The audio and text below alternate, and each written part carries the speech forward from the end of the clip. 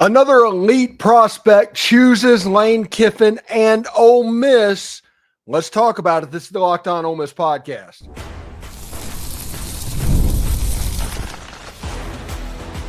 You are Locked On Ole Miss, your daily podcast on the Ole Miss Rebels. Part of the Locked On Podcast Network, your team every day.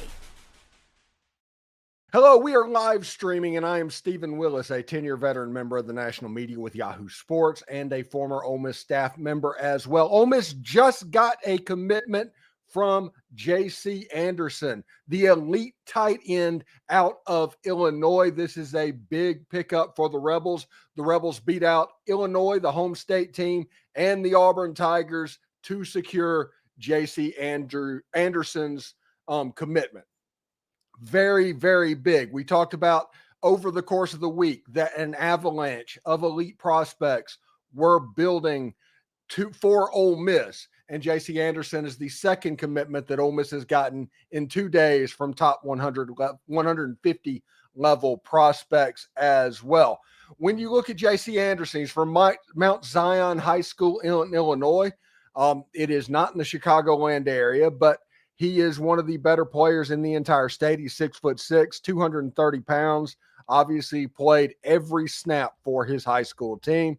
Ole Miss beat out Illinois and Auburn. If you look at the rankings, you have On3 having him at the number 254 ranked player, 247 as the 180. ESPN is 156. Rivals as 131 overall. The consensus has him as the 149th rated player and the number 3 player in the state of Illinois. I completely expect this player to blow up a little bit over the next couple of months, and Lane Kiffin getting an elite tight end. They talked about after he committed that part of the pitch for J.C. Anderson was the ability to do multiple things. The positional versatility that we talk about on this podcast was in full work. They want him to be able to split out. They want him to be able to play in line whenever they work and have people that can play the tight end position, maybe some 12 and 11 personnel where they can switch in and out of the offensive sets going into it. We're talking an elite level tight end with excellent contested catching ability.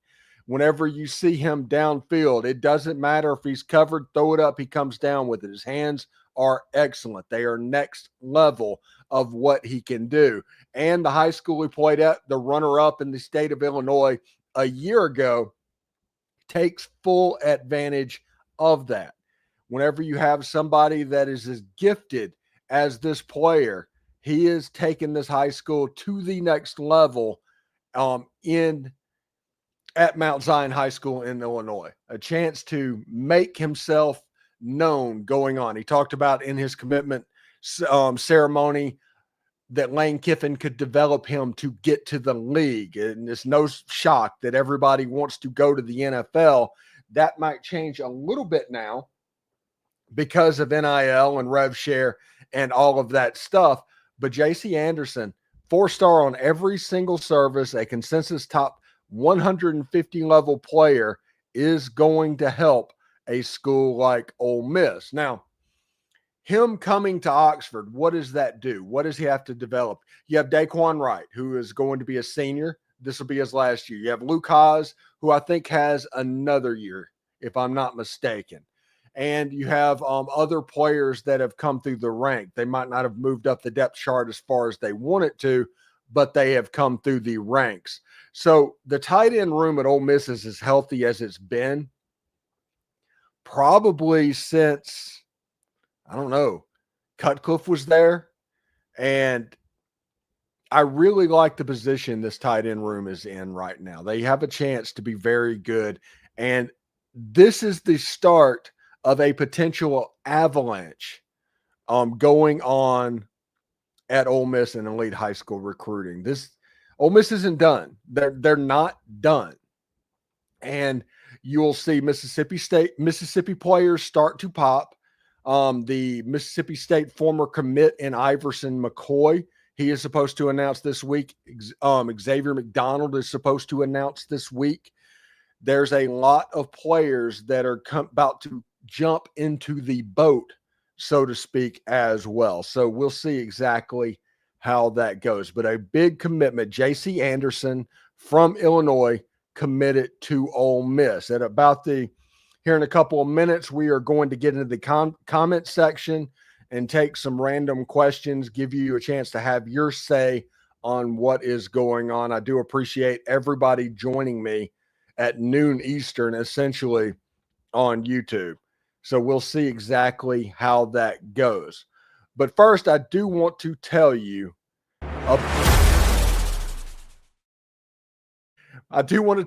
about FanDuel, America's #1 sports book.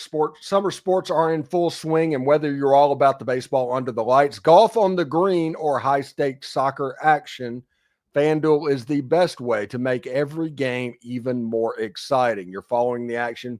Why not make it a little bit more thrilling?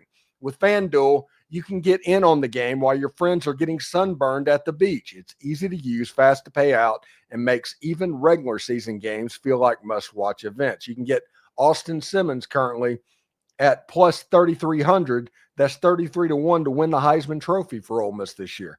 You can get Ole Miss as a 37.5-point favorite in the opener over Georgia State.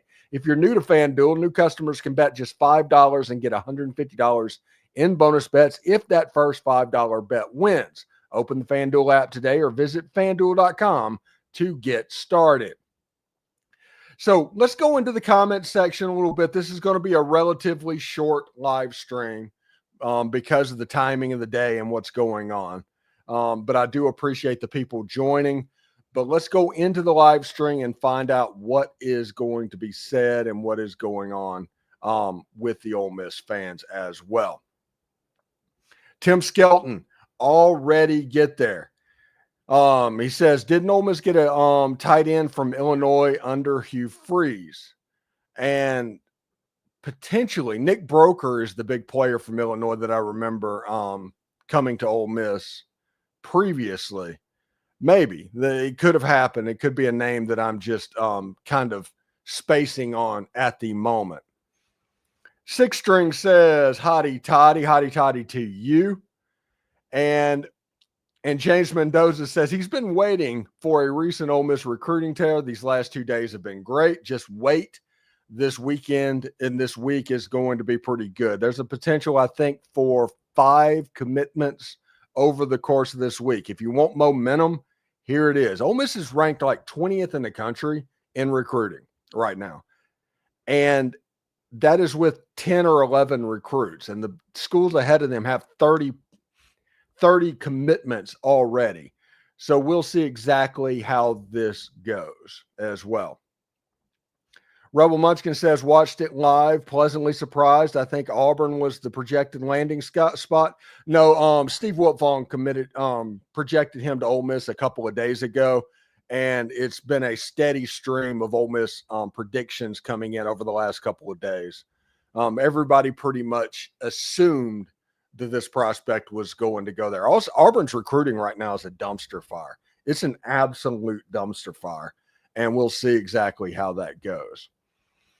Adam Alves says, what is the comp for this tight end? And honestly, the measurables might not be exactly the same, but he can do a lot of the same stuff that Caden Prescorn could do, if we're going to be honest about it. And when you look at him playing, he can kind of do that as well. But he's tall enough like a Hudson Wolf. Does everybody remember how excited you were for Hudson Wolf, the 6'7" tight end out of Tennessee? Before the injuries kind of took him down as well, the athleticism that J.C. Anderson has is off the charts. And like I said, a 4-star top 150 player as a tight end, that is a big deal. Rebel Munchkin says 24/7 is comping him to Dawson Knox. Ole Miss fans would take that as well. But I think when you look at some of the bigger type players, you've got him running jet sweeps in high school. I mean, they're using him in athletic ways that they don't normally use tight ends in.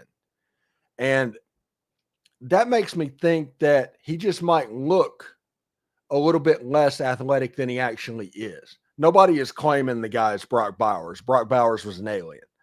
But if they're running him on jet sweeps and tight end runs, there's some athleticism there, and he's obviously above the competition that could have gotten the ball. So that is my point there. We'll see how Lane Kiffin and Charlie Weiss Jr. uses this player.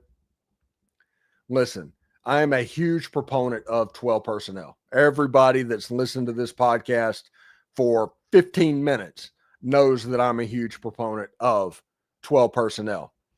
He is the type player with the positional versatility that allows you to kind of switch in and out of 11 personnel, 10 personnel, and 12 personnel if somebody like Caleb Odom is on the field with him.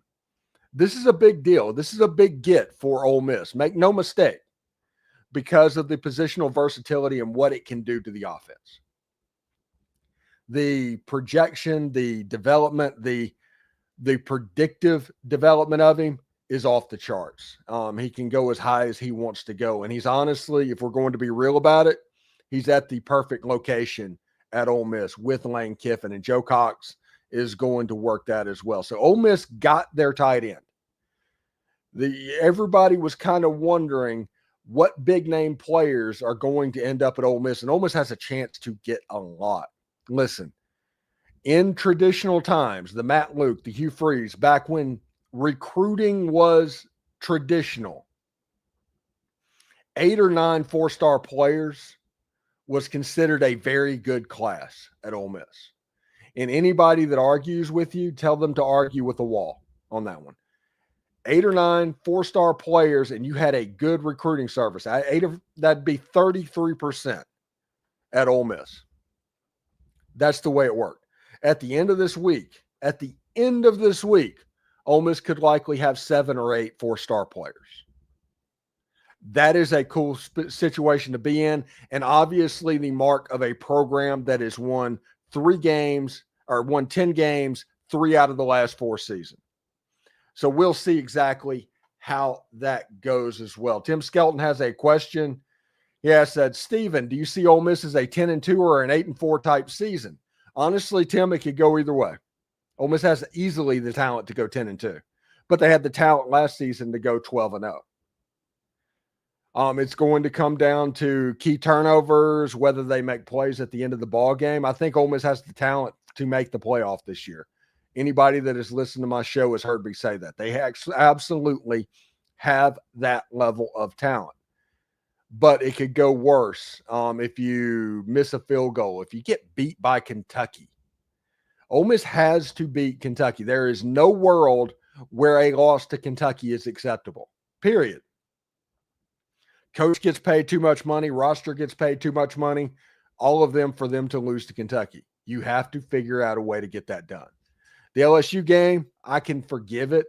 I'm not a huge fan of analytics because of what happened at Florida and LSU and the ignoring of momentum in both situations, but I get it. But the Kentucky game is not okay under any circumstances. They're not good enough to beat you. You are good enough to beat yourself. You can do that. You're bad enough to where you can slip down to where if you play down to your opponent, they can get you. You're not above that. You're not Alabama. You're not Georgia. But if you look at that Kentucky game, that was not excusable. Mark Covington says, I'm glad you're back and doing well, Stephen. Every day are here from Pontotoc, Mississippi. Thank you, Mark, for watching the show. Like I said, this is going to be a quick live stream today.